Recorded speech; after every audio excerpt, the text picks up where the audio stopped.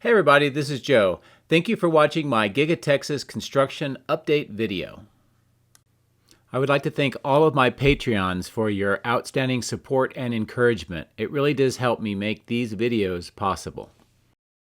This illustration brings together information that we've received or we see on the ground to try to give a basic layout of Giga Texas as it is right now. Please note that this is an evolving picture, and there's also areas, as you can see in gray, with question marks that we still do not know what is being built. Also note that this shows what's on the ground level essentially, but there are multiple levels being built and we still do not know what would be in those levels as well.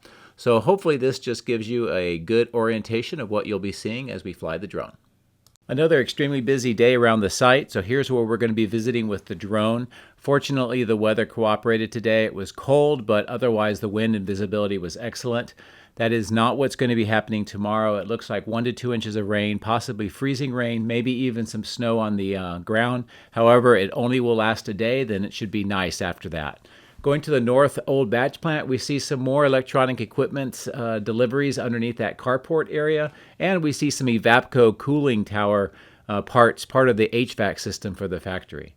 We go a little bit farther east next to the Martin Marietta plant and look at that clearing area. There was activity, as you can see in the photo, but I still do not know what they are doing. Then we return over to the casting pit area next to the steel structure. We see that 3 of the mud bases and some rebar are being installed.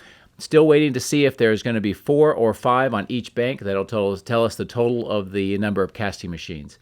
We also look in that area at the steel structure and see that it has grown completely to the east boundary now, which is outstanding. We also look at the steel structure itself. We see more concrete on the second floor, expansion on the west, and we also see that some areas of the roof have floor beams rather than trusses.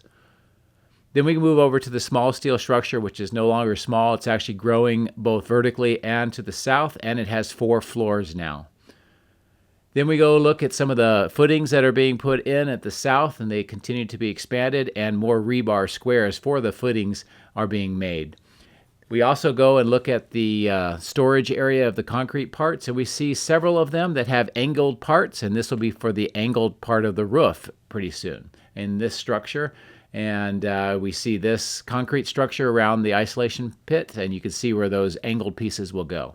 So overall, these are the areas that we visited today. Again, another very busy day, and I hope that you found this overview useful. My drones are ready and raring to go. Let's go flying over Giga Texas.